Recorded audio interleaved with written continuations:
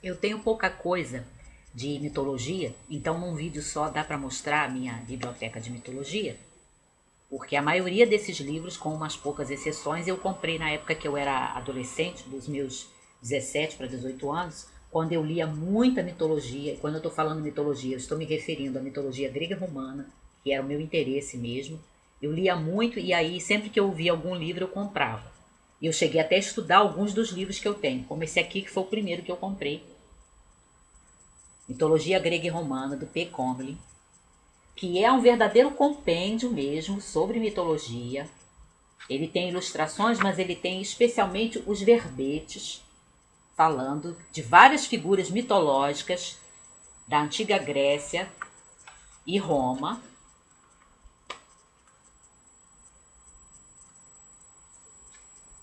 E esse livro eu cheguei a estudar, eu lia e fazia resuminhos de tudo que eu ia encontrando.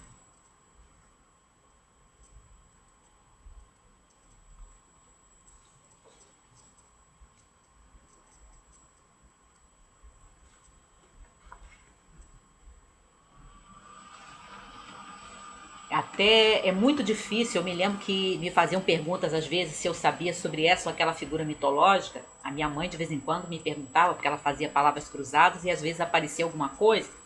E eu ia direto para esse livro e era muito difícil eu não ter uma informação para dar para ela sobre aquele personagem, sobre aquele episódio de mitologia, consultando esse aqui. Excelente esse livro, até hoje ele me é útil. O outro que eu comprei, mais ou menos na mesma época, foi esse aqui, que complementa aquele ali, Mitos e Lendas da Roma Antiga, de uma coleçãozinha antiga, a Prisma, da editora Melhoramentos, que aí ele complementa porque ele tem aquelas lendas e mitos especificamente da Roma Antiga, né? Não são simplesmente aquelas lendas, aqueles mitos, aquelas histórias mitológicas e aqueles deuses e deusas mitológicos que os gregos, que os romanos absorveram dos gregos, mas aquilo que os próprios romanos tinham desde as suas raízes.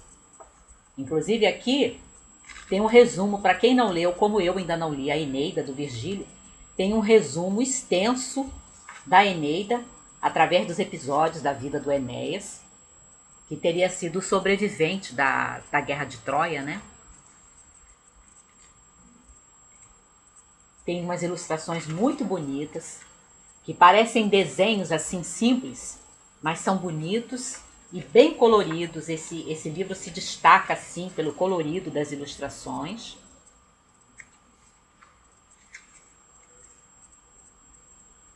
E na parte final dele tem aquilo que é chamado de fantasias e contos de fadas, especificamente dos latinos, né? Aí a gente tem o Píramo e Tisbe, por exemplo, que é uma história de amor que aparece até numa peça encenada dentro da peça Sonho de uma Noite de Verão, do Shakespeare. Ele usa a lenda de Píramo e Tisbe para botar um grupo de artistas amadores para encenar a peça. Tem a história de Narciso e Eco, como é que a ninfa Eco ganhou esse nome, é a explicação mitológica, né, do fenômeno do eco. Tem a história da Atalanta, que era aquela corredora, né, aquela corredora da qual ninguém ganhava. Ninguém podia apostar corrida com ela, que sempre perdia, né? E aí tem uma história para explicar como é que ela perdeu uma corrida. E tem aqui é uma das minhas favoritas que eu usei até numa oficina de leitura, que é Androcles e o Leão, que eu, se eu não estou enganada, tem até uma peça do Bernard Shaw usando esse mito. Eu não sei se é uma versão modernizada ou se é uma peça histórica, né? Uma peça histórica e mitológica, né? Usando essa lenda.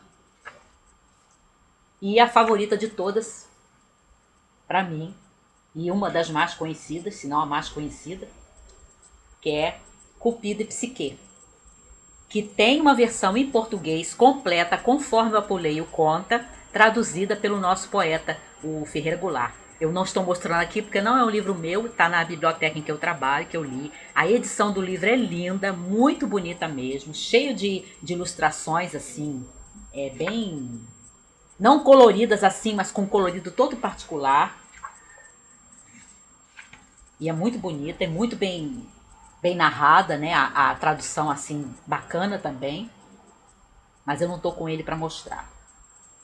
Aí tem esse aqui, na primeira edição que eu comprei, que na verdade é A Idade da Fábula, do Thomas Buffett, que é um livro clássico dentro do gênero, é do século XIX ainda, escrito por esse inglês, que era um erudito.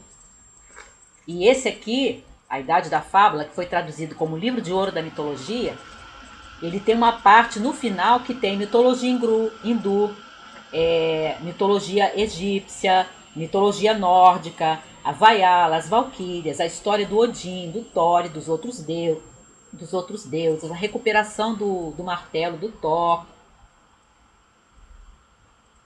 os elfos, aí entra uma parte sobre os druidas, e um dos últimos capítulos é aquilo que muitos especialistas consideram como a raiz da literatura inglesa, né? Que é a lenda do Beowulf, né? Poema do Beowulf.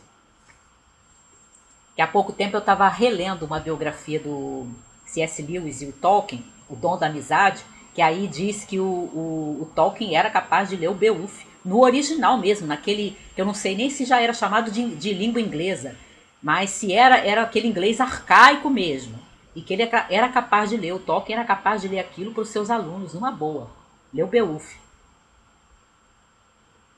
E aí, há pouco tempo eu comprei esse aqui, que é a nova edição desse pequenininho, até porque essa minha edição aqui, as folhinhas estão quase soltando, e aí eu comprei a nova, e a minha intenção era me desfazer desse. Mas o que aconteceu? Esse aqui, as ilustrações mudam.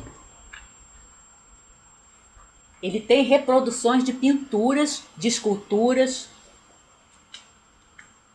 ao passo que esse aqui, que é o mesmo livro, mas é outra edição, as ilustrações dele são miudinhas, né? Porque é um pocket, mas são ilustrações assim, em forma de desenho, como se fosse bico de pena. E são muito mimosas, muito graciosas.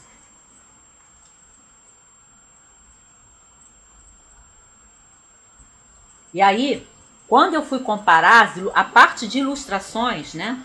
Eu não tive coragem de me desfazer desse aqui. Eu vou acabar ficando então com dois livros, o mesmo livro, na mesma tradução, mas porque a parte de ilustrações é diferente.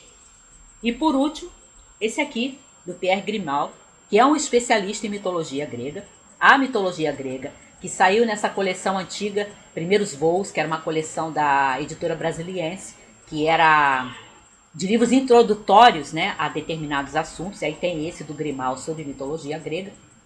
E eu gostei desse livro, mas eu tenho que reler.